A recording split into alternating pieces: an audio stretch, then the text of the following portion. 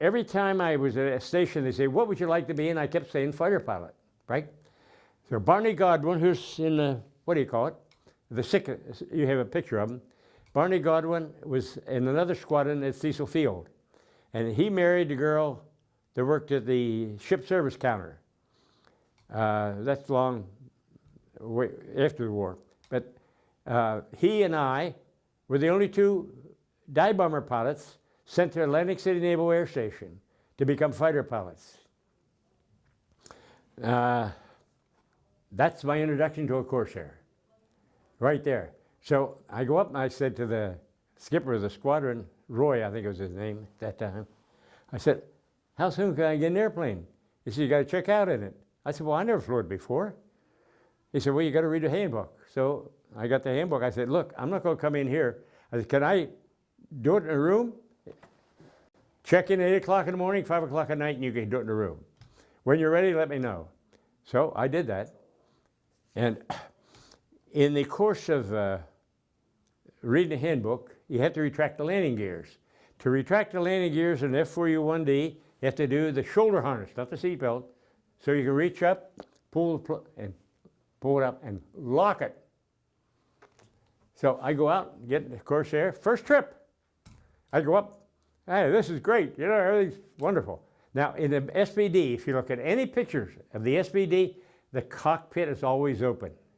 Okay? So I didn't close the cockpit. And I thought, huh, I'll loop a sucker. So I push over, it should be 10,000 feet. You push over 10,005, you pull up. And so I pull up and think, what the heck's wrong with it? This is a fighter plane. So I try it again, right? Pull up, doggone cheap thing. And another Corsair comes up. He gives me the wheels upside. I didn't lock them. And every time I pulled the stick back, the wheels come down. I said, okay, good. He didn't tell me to close the cockpit. He just said the wheels up. So I push over. Oh, beautiful. Now when you do a loop, on the, as it comes up, the horizon comes up backwards, right? So when that happens, you put your head back on watch foot. When I put my head back, poof, from my goggles. So at Brigantine, someplace in New Jersey, there's Navy goggles. I'm telling you all the crazy things that happen.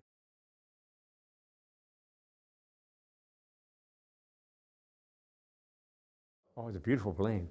Yeah, you had to fly it.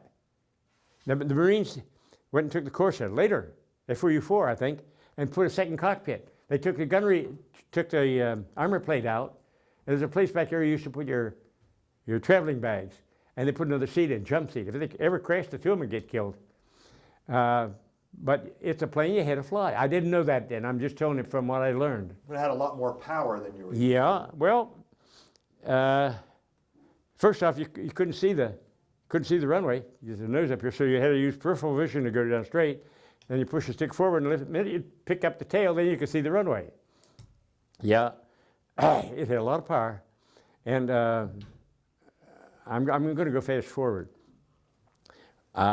When you come in for a landing aboard a carrier, you come in dirty. No gasoline, at least they don't want you to have any.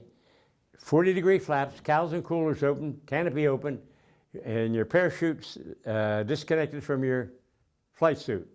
There's a buckle back. So if you go in, you're not don't have a pair. Okay. So I made 80 landings, and this one time we come around, the deck is fouled. And the rule in the Navy, if you come in and your paddles gives you wave off, if you land it, you're going to get a excuse me, court-martial. Well, that means you got to remember I tell you about the torque stall. Full power, the plane does this. I can remember turning left. You don't cross controls when you fly, by the way. At least you're not supposed to. I can remember I turned left. I got my right foot up for a right turn, and my knees just shaking, but I'm doing it. The guy behind me, Dave Coyle's in the book, in the picture, he went in. He didn't fly the plane. The plane flew him. One of the experiences I know that you had to fly that plane. You just couldn't play with it. It was an airplane. If you're a pilot, you fly it. If the plane takes over, it's flying you. With the Corsair. The same thing every time, morning, noon, and night, field carrier landing practice.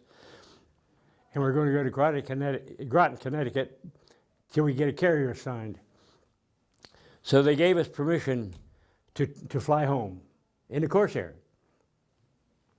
And skipper can do what he wants, his squadron. So Bill Pierce and Tuck Heath and I, Tuck Heath's mother was the secretary to Eisenhower's brother at the University of Virginia, and we landed at Charlottesville, and I think we were there 2 days. And Bill Pierce's home was in Cincinnati, Ohio, and we went there, landed 2 days, and we folded the wings at Cincinnati, right? And the people thought we were going to fly, you know. Crazy. And so my home, Wheeling, West Virginia, had an airport, but it couldn't handle the plane, and it had no gas. So we flew from Cincinnati to Columbus, and I called my mother, and I called the guy who used to be my boss at the telephone company, and I said, I'll fly over. And I figured out about what time I'd be there. So my boss called my mother, and she knew I was coming.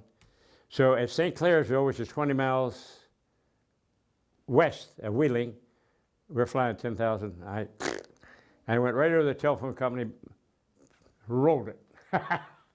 And then I went around, way around. It's hilly, okay? It's like running 3 hills or 7 hills. And I went around, and I come down, and went right over my house. My mother, his tablecloth, coming out, and she fell flat on her face. So then we went from there, we flew to Atlantic City and landed, right? So I called my mother to see if she saw me. She said, where are you, in Pittsburgh? She had no concept of distance and time. And we flew to Groton, Connecticut. Now we had to take our planes up. And Montauk Point on Long Island has an airfield called MacArthur. And in those days, they had P-47s there, right? So I'm flying about 8,000 feet, fat, dumb, and happy, going along. But we have mirrors on either side and one at the top. I go into the mirror, I say, P-47 making a run on me, right? This guy's, he's duck soup. He don't know it yet. But we have our 40-degree flaps, our combat flaps. So he's, and I pump on his tail. I guess he went, what the hell happened? So that was one of the crazy things going up there. We landed at Groton, Connecticut, and that's where we lost 4 pilots, I think. And then we were on a night hop up to Bangor, Maine. We were delivering Corsairs. That's another thing I did. I delivered Corsairs to the Canadian Air Force, and they come over from Canada, and we flew up. Well, it's a new field. We don't know, and it snows real deep on the ground. And so one of the guys landed on the river, which he didn't go through. He realized it's on the river because he sees the bridge up there. It fires up and takes off again. Just crazy things that happened. And we were allowed to wear flight boots and fleece jackets all the time, simply because of the cold. And a lot of people don't know it, but the tip of the wing, the tip of the wing of a Corsair, this much of it, is fabric, like an old cafeteria tray, you know? And the reason for that is, so the British could put them up more in their hangar deck. So when they put them this way, they take the tips off and they can, so we deliver those planes up there.